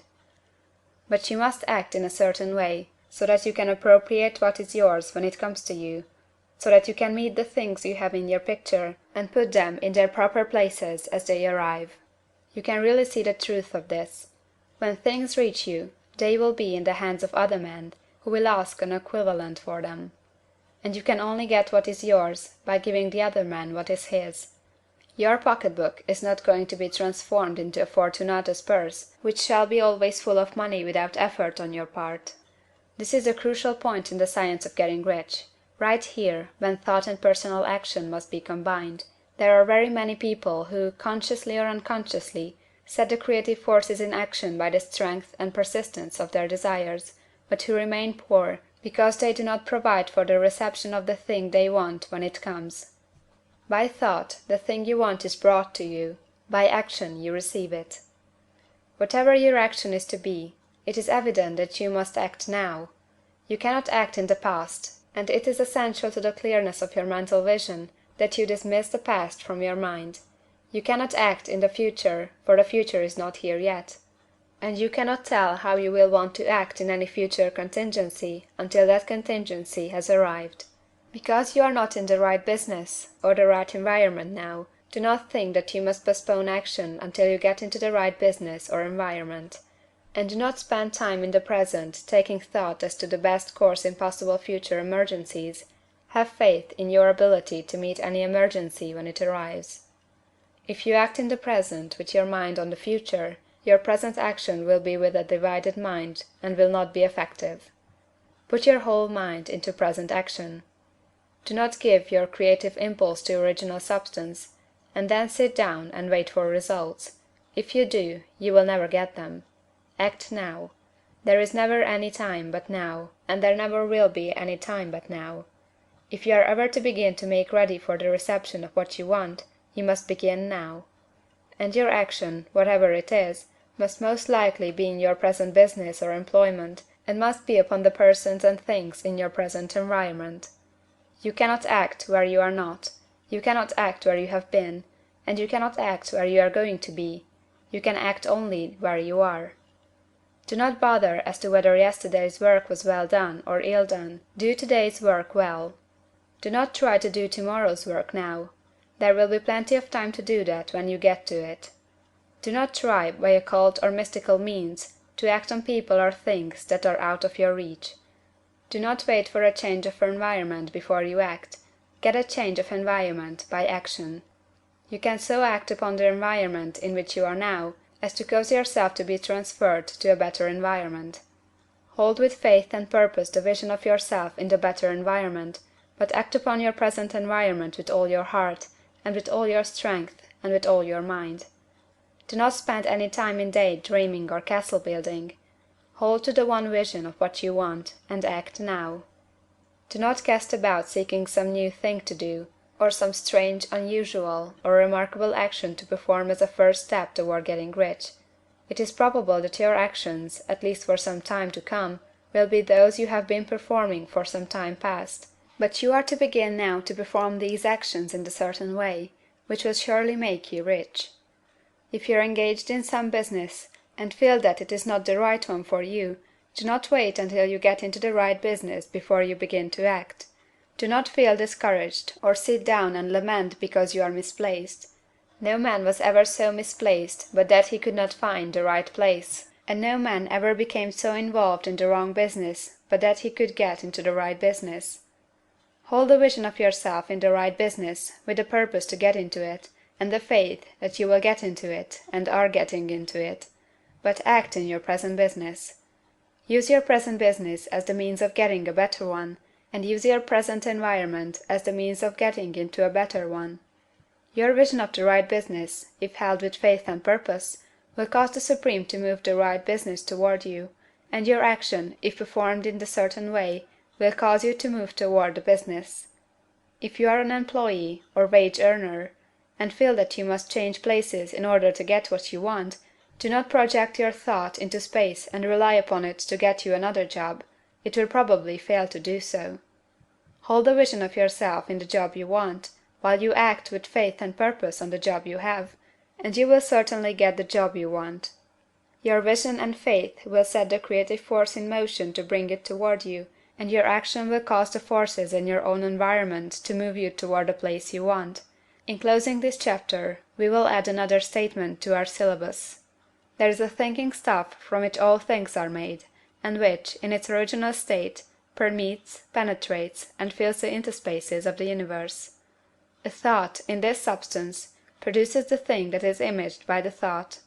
Man can form things in his thought, and, by impressing his thought upon formless substance, can cause the thing he thinks about to be created. In order to do this, man must pass from the competitive to the creative mind. He must form a clear mental picture of the thing he wants, and hold this picture in his thoughts, with the fixed purpose to get what he wants, and the unwavering faith that he does get what he wants, closing his mind to all that may tend to shake his purpose, dim his vision, or quench his faith. That he may receive what he wants when it comes, man must act now upon the people and things in his present environment. End of chapter 11. Tina Meilinger. Chapter 12. Efficient Action. You must use your thought as directed in previous chapters, and begin to do what you can do where you are, and you must do all that you can do where you are. You can advance only by being larger than your present place, and no man is larger than his present place who leaves undone any of the work pertaining to that place. The world is advanced only by those who more than fill their present places. If no man quite filled his present place, you can see that there must be a going backward in everything. Those who do not quite fill their places are dead weight upon society, government, commerce, and industry. They must be carried along by others at a great expense. The progress of the world is retarded only by those who do not fill the places they are holding. They belong to a former age and a lower stage or plane of life, and their tendency is toward degeneration. No society could advance if every man was smaller than his place. Social evolution is guided by the law of physical and mental evolution. In the animal world, evolution is caused by excess of life. When an organism has more life than can be expressed in the functions of its own plane, it develops the organs of a higher plane, and a new species is originated. There never would have been new species had there not been organisms which more than filled their places. The law is exactly the same for you. Your getting rich depends upon your applying this principle to your own affairs. Every day is either a successful day or a day of failure, and it is the successful days which get you what you want. If every day is a failure, you can never get rich, while if every day is a success, you cannot fail to get rich. If there is something that may be done today, and you do not do it, you have failed in so far as that thing is concerned, and the consequences may be more disastrous than you can imagine. You cannot foresee the results of even the most trivial act. You do not know the workings of all the forces that have been set moving in your behalf. Much may be depending on your doing some simple act. It may be the very thing which is to open the door of opportunity to very great possibilities. You can never know all the combinations which Supreme Intelligence is making for you in the world of things and of human affairs. Your neglect or failure to do some small thing may cause a long delay in getting what you want. Do, every day, all that can be done that day. There is, however, a limitation or qualification of the above that you must take into account. You are not to overwork, nor to rush blindly into your business in the effort to do the greatest possible number of things in the shortest possible time. You are not to try to do tomorrow's work today, nor to do a week's work in a day. It is really not the number of things you do, but the efficiency of each separate action that counts. Every act is, in itself, either a success or a failure. Every act is, in itself, either effective or inefficient. Every inefficient act is a failure, and if you spend your life in doing inefficient acts, your whole life will be a failure. The more things you do, the worse is for you, if all your acts are inefficient ones. On the other hand, every efficient act is a success in itself, and if every act of your life is an efficient one, your whole life must be a success. The cause of failure is doing too many things in an inefficient manner, and not doing enough things in an efficient manner. You will see that it is a self-evident proposition that if you do not do any inefficient acts, and if you do a sufficient number of efficient acts, you will become rich. If now it is possible for you to make each act an efficient one, you see again that the getting of riches is reduced to an exact science, like mathematics. The matter turns, then, on the questions whether you can make each separate act a success in itself, and this you can certainly do. You can make each act a success, because all power is working with you, and all power cannot fail. Power is at your service, and to make each act efficient, you have only to put power into it. Every action is either strong or weak, and when every one is strong, you are acting in the certain way which will make you rich. Every act can be made strong and efficient by holding your vision while you are doing it, and putting the whole power of your faith and purpose into it. It is at this point that people fail to separate mental power from personal action. They use the power of mind in one place and at one time, and they act in another place and at another time. So their acts are not successful in themselves. Too many of them are inefficient. But if all power goes into every act, no matter how commonplace, every act will be a success in itself. And as in the nature of things every success opens the way to other successes, your progress toward what you want, and the progress of what you want toward you, will become increasingly rapid. Remember that successful action is cumulative in its results. Since the desire for more life is inherent in all things, when a man begins to move toward larger life, more things attach themselves to him, and the influence of his desire is multiplied. Do, every day, all that you can do that day, and do each act in an efficient manner. In saying that you must hold your vision while you are doing each act, however trivial or commonplace, I do not mean to say that it is necessary at all times to see the vision distinctly to all its smallest details. It should be the work of your leisure hours to use your imagination on the details of your vision, and to contemplate them until they are firmly fixed upon memory. If you wish speedy results, spend practically all your spare time in this practice. By continuous contemplation you will get the picture of what you want, even to the smallest details, so firmly fixed upon your mind, and so completely transferred to the mind of formless substance, that in your working hours you need only to mentally refer to the picture to stimulate your faith and purpose, and cause your best effort to be put forth. Contemplate your picture in your leisure hours until your consciousness is so full of that you can grasp it instantly. You will become so enthused in its bright promises that the mere thought of it will call forth the strongest energies of your whole being. Let us again repeat our syllabus, and by slightly changing the closing statements, bring it to the point we have now reached. There is a thinking stuff from which all things are made, and which, in its original state, permeates, penetrates, and fills the interspaces of the universe. A thought, in this substance, produces the thing that is imaged by the thought. Man can form things in his thought, and, by impressing his thought upon formless substance, can cause the thing he thinks about to be created. In order to do this, man must pass from the competitive to the creative mind. He must form a clear mental picture of the things he wants, and do, with faith and purpose, all that can be done each day, doing each separate thing in an efficient manner.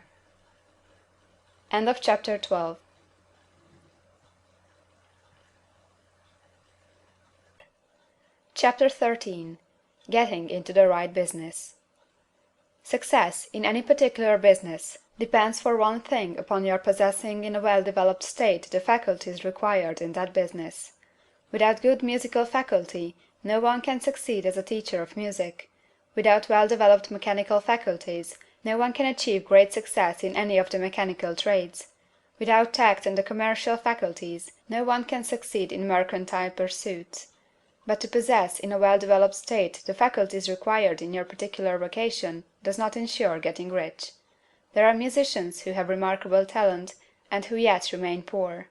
There are blacksmiths, carpenters, and so on who have excellent mechanical ability, but who do not get rich, and there are merchants with good faculties for dealing with men who nevertheless fail. The different faculties are tools. It is essential to have good tools, but it is also essential that the tools should be used in the right way. One man can take a sharp saw, a square, a good plane, and so on, and build a handsome article of furniture. Another man can take the same tools and set to work to duplicate the article, but his production will be a botch. He does not know how to use good tools in a successful way. The various faculties of your mind are the tools with which you must do the work which is to make you rich. It will be easier for you to succeed if you get into a business for which you are well equipped with mental tools. Generally speaking, you will do best in that business which will use your strongest faculties, the one for which you are naturally best fitted. But there are limitations to this statement also. No man should regard his vocation as being irrevocably fixed by the tendencies with which he was born. You can get rich in any business, for if you have not the right talent, you can develop that talent. It merely means that you will have to make your tools as you go along, instead of confining yourself to the use of those with which you were born. It will be easier for you to succeed in a vocation for which you already have the talents in a well-developed state, but you can succeed in any vocation, for you can develop any rudimentary talent, and there is no talent of which you have not at least the rudiment. You will get rich most easily in point of effort if you do that for which you are best fitted, but you will get rich most satisfactory if you do that which you want to do. Doing what you want to do is life, and there is no real satisfaction in living if we are compelled to be forever doing something which we do not like to do, and can never do what we want to do. And it is certain that you can do what you want to do. The desire to do it is proof that you have within you the power which can do it. Desire is a manifestation of power. The desire to play music is the power which can play music seeking expression and development. The desire to invent mechanical devices is the mechanical talent seeking expression and development. Where there is no power, either developed or undeveloped, to do a thing, there is never any desire to do that thing, and where there is strong desire to do a thing, it is certain proof that the power to do it is strong, and only requires to be developed and applied in the right way. All things else being equal, it is best to select the business for which you have the best developed talent, but if you have a strong desire to engage in any particular line of work, you should select that work as the ultimate end at which you aim. You can do what you want to do, and it is your right and privilege to follow the business or avocation which will be most congenial and pleasant. You are not obliged to do what you do not like to do, and you should not do it except as the means to bring you to the doing of the thing you want to do. If there are past mistakes whose consequences have placed you in an undesirable business or environment, you may be obliged for some time to do what you do not like to do, but you can make the doing of it pleasant by knowing that it is making it possible for you to come to the doing of what you want to do. If you feel that you are not in the right vocation, do not act too hastily in trying to get into another one. The best way generally to change business or environment is by growth. Do not be afraid to make a sudden and radical change if the opportunity is presented, and you feel after careful consideration that it is the right opportunity. But never take sudden or radical action when you are in doubt as to the wisdom of doing so.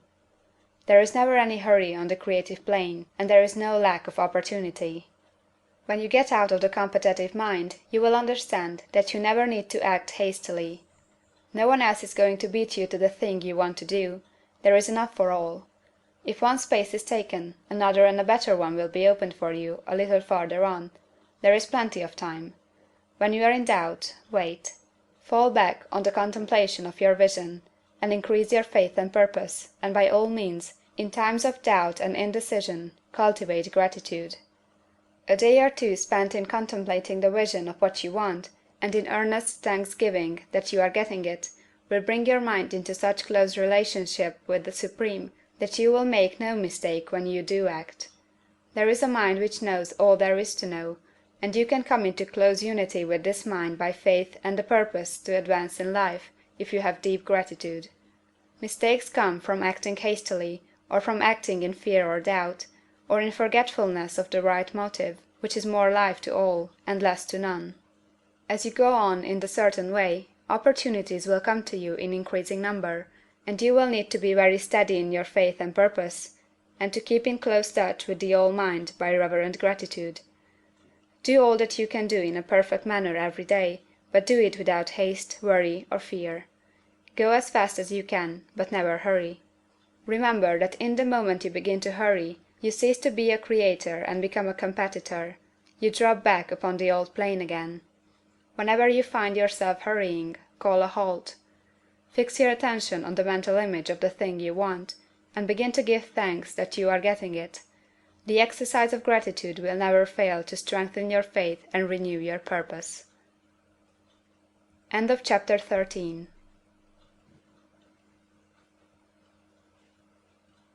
By Diana Meilinger. Chapter 14. The Impression of Increase.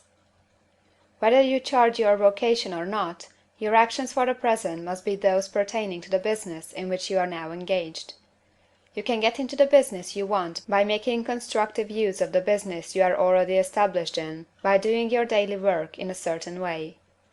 And in so far as your business consists in dealing with other men, whether personally or by letter, the key thought of all your efforts must be to convey their minds the impression of increase. Increase is what all men and all women are seeking. It is the urge of the formless intelligence within them, seeking fuller expression. The desire for increase is inherent in all nature. It is the fundamental impulse of the universe. All human activities are based on the desire for increase. People are seeking more food, more clothes, better shelter, more luxury, more beauty, more knowledge, more pleasure. Increase in something, more life. Every living thing is under this necessity for continuous advancement. Where increase of life ceases, dissolution and death set in at once. Man instinctively knows this, and hence he is forever seeking more. This law of perpetual increase is set forth by Jesus in the parable of the talents. Only those who gain more retain any. From him who hath not shall be taken away even that which he hath. The normal desire for increased wealth is not an evil or a reprehensible thing.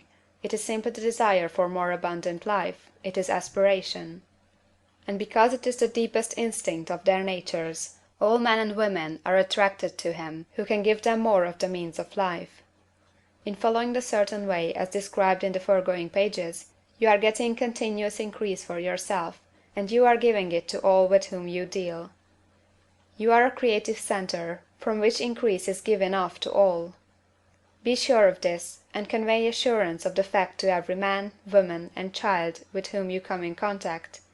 No matter how small the transaction, even if it be only the selling of a stick of candy to a little child, put into it the thought of increase, and make sure that the customer is impressed with the thought. Convey the impression of advancement with everything you do, so that all people shall receive the impression that you are an advancing man, and that you advance all who deal with you. Even to the people whom you met in a social way, without any thought of business, and to whom you do not try to sell anything, give the thought of increase. You can convey this impression by holding the unshakable faith that you, yourself, are in the way of increase, and by letting this faith aspire, fill, and permeate every action. Do everything that you do in a firm conviction that you are an advancing personality, and that you are giving advancement to everybody. Feel that you are getting rich, and that in doing so you are making others rich, and conferring benefits on all. Do not boast or brag of your success, or talk about it unnecessarily. True faith is never boastful. Wherever you find a boastful person, you find one who is secretly doubtful and afraid. Simply feel the faith, and let it work out in every transaction. Let every act and tone and look express the quiet assurance that you are getting rich, that you are already rich. Words will not be necessary to communicate this feeling to others. They will feel the sense of increase when in your presence, and will be attracted to you again. You must so impress others that they will feel that in associating with you they will get increase for themselves.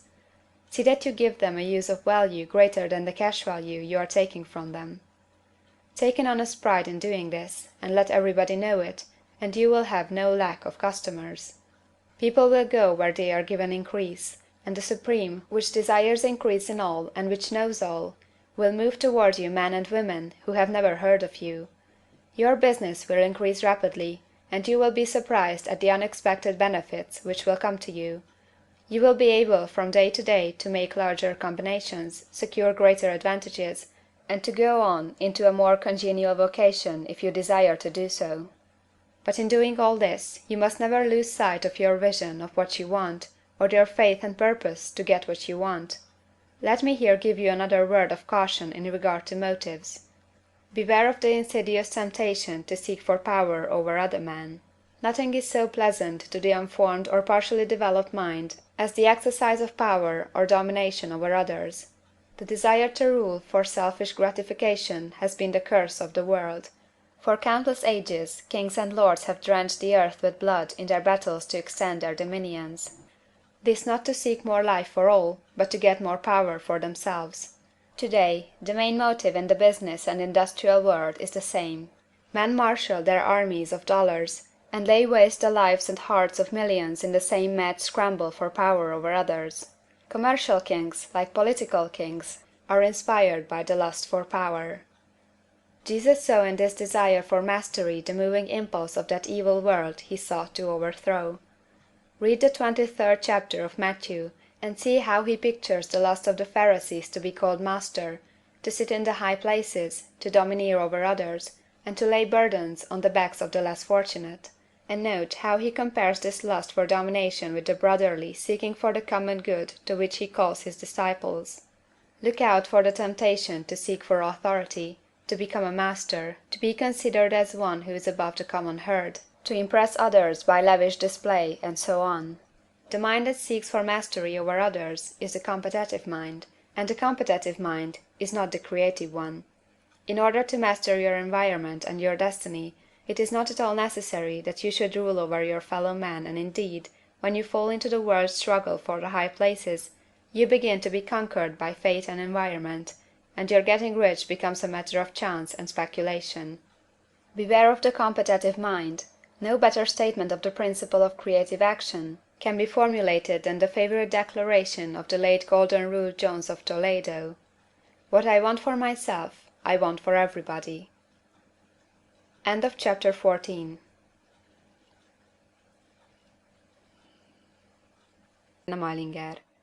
Chapter 15. The Advancing Man. What I have said in the last chapter applies as well to the professional man and the wage earner as to the man who is engaged in mercantile business. No matter whether you are a physician, a teacher, or a clergyman, if you can give increase of life to others and make them sensible of the fact, they will be attracted to you, and you will get rich.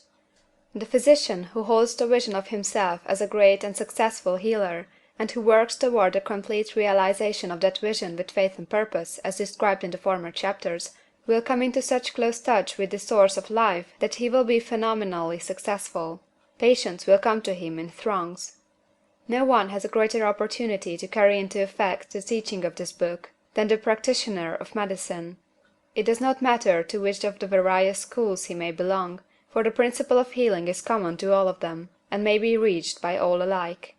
The advancing man in medicine, who holds to a clear mental image of himself as successful, and who obeys the laws of faith, purpose, and gratitude, will cure every curable case he undertakes, no matter what remedies he may use. In the field of religion, the world cries out for the clergyman who can teach his hearers the true science of abundant life. He who masters the details of the science of getting rich together with allied sciences of being well, of being great, and of winning love, and who teaches these details from the pulpit, will never lack for a congregation. This is the gospel that the world needs. It will give increase of life, and men will hear it gladly, and will give liberal support to the man who brings it to them. What is now needed is the demonstration of science of life from the pulpit. We want preachers who can not only tell us how, but who in their own persons will show us how. We need the preacher who will himself be rich, healthy, great, and beloved, to teach us how to attain these things, and when he comes he will find a numerous and loyal following. The same is true for the teacher who can inspire the children with the faith and purpose of the advancing life. He will never be out of a job. And any teacher who has this faith and purpose can give it to his pupils. He cannot help giving it to them if it is a part of his own life and practice. What is true of the teacher, preacher, and physician is true of the lawyer, dentist, real estate man, insurance agent, of everybody. The combined mental and personal action I have described is infallible. It cannot fail. Every man and woman who follows these instructions steadily, perseveringly, and to the letter, will get rich. The law of the increase of life is as mathematically certain in its operation as the law of gravitation. Getting rich is an exact science. The wage earner will find this as true of his case as of any of the others mentioned. Do not feel that you have no chance to get rich because you are working where there is no visible opportunity for advancement, where wages are small and the cost of living high. Form your clear mental vision of what you want, and begin to act with faith and purpose. Do all the work you can do, every day, and do each piece of work in a perfectly successful manner. Put the power of success, and the purpose to get rich, into everything that you do. But do not do this merely with the idea of currying favor with your employer, in the hope that he, or those above you, will see your good work and advance you. It is not likely that they will do so. The man who is merely a good workman, filling his place to the very best of his ability, and satisfied with that, is valuable to his employer, and it is not to the employer's interest to promote him. He is worth more where he is. To secure advancement, something more is necessary than to be too large for your place. The man who is certain to advance is the one who is too big for his place, and who has a clear concept of what he wants to be, who knows that he can become what he wants to be, and who is determined to be what he wants to be. Do not try to more than fill your present place with the view of pleasing your employer. Do it with the idea of advancing yourself. Hold the faith and purpose of increase during work hours, after work hours, and before work hours. Hold it in such a way that every person who comes in contact with you, whether foreman, fellow workman, or social acquaintance, will feel the power of purpose radiating from you, so that everyone will get the sense of advancement and increase from you. Men will be attracted to you, and if there is no possibility for advancement in your present job, you will very soon see an opportunity to take another job. There is a power which never fails to present opportunity to the advancing man who is moving in obedience to law. God cannot help helping you if you act in a certain way. He must do so in order to help himself. There is nothing in your circumstances or the industrial situation that can keep you down. If you cannot get rich working for the Steel Trust, you can get rich on a 10-acre farm, and if you begin to move in a certain way, you will certainly escape from the clutches of the Steel Trust and get on to the farm or wherever else you wish to be. If a few thousands of its employees would enter upon the certain way, the Steel Trust would soon be in a bad plight. It would have to give its working men more opportunity, or to go out of business.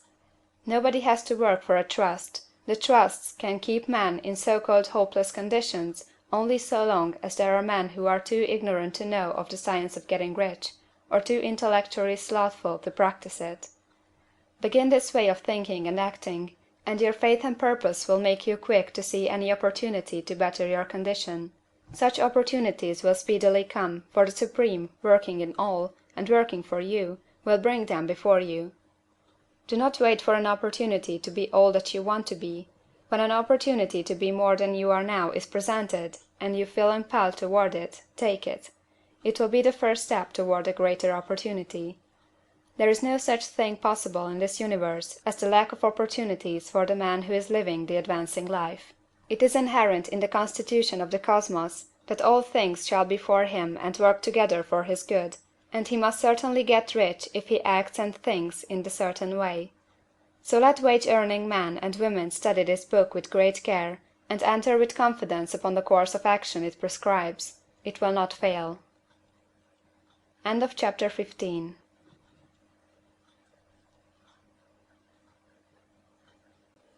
Chapter 16.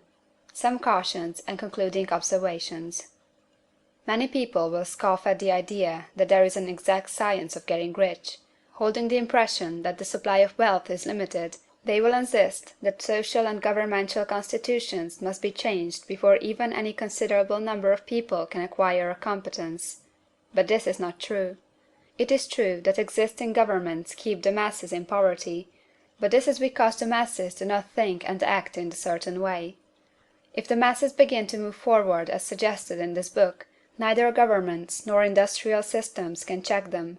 All systems must be modified to accommodate the forward movement.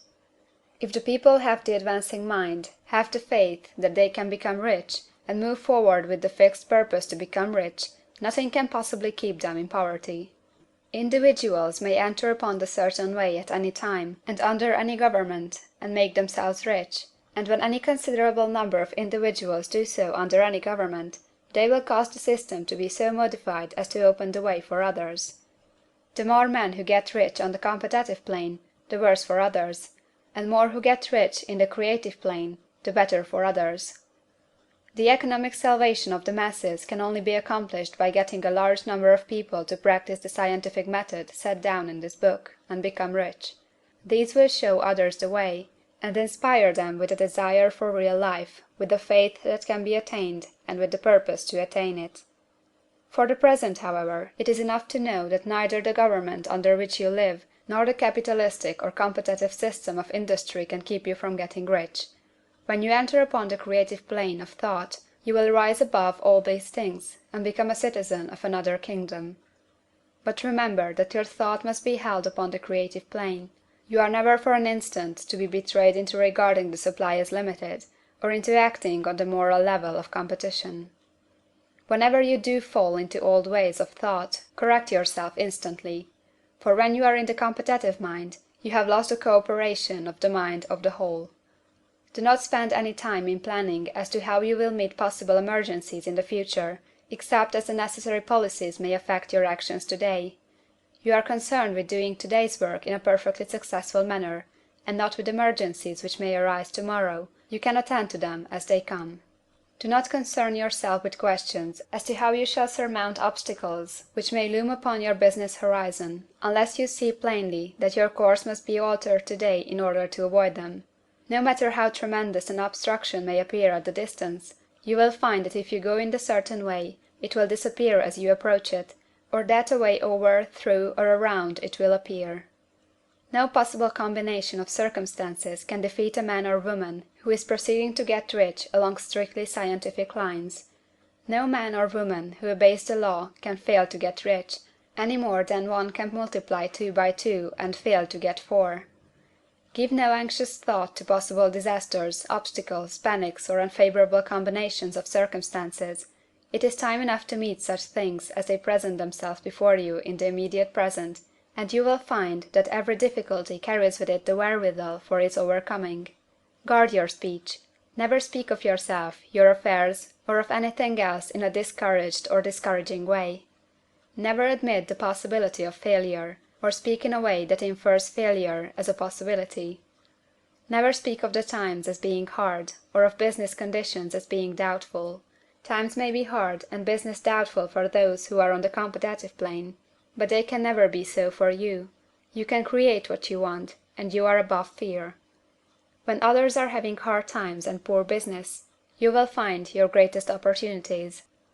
Train yourself to think of and to look upon the world as something which is becoming, which is growing, and to regard something evil as being only that which is undeveloped.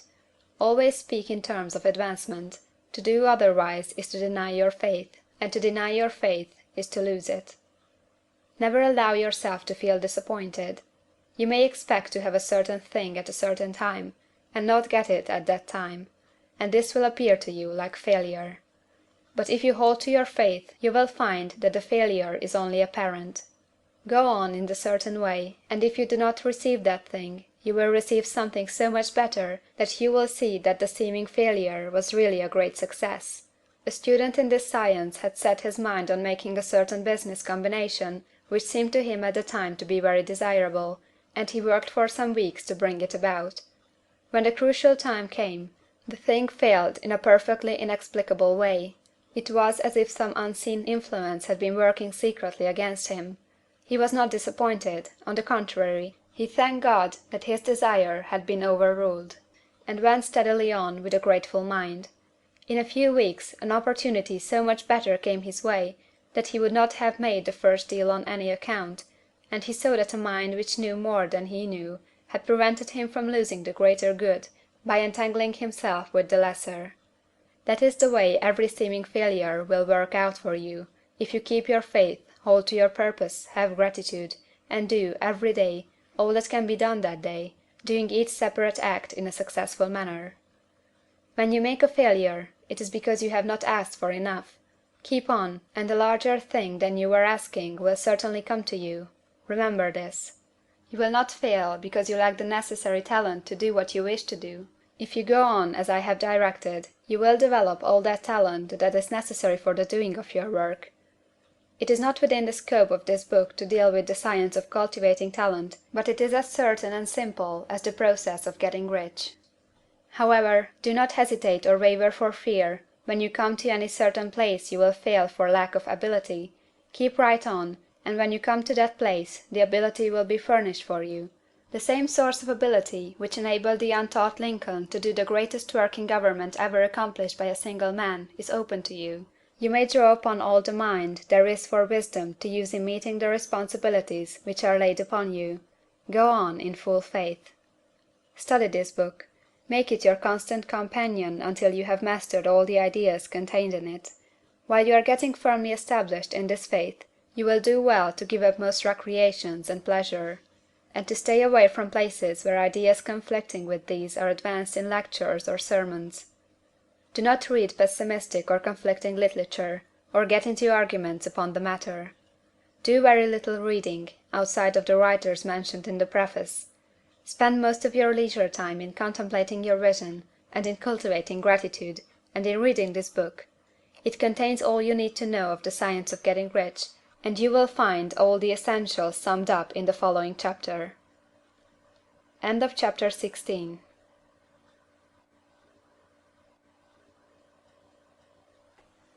Chapter 17. Summary of the Science of Getting Rich. There is a thinking stuff from which all things are made, and which, in its original state, permeates, penetrates, and fills the interspaces of the universe. A thought in this substance produces the thing that is imaged by the thought.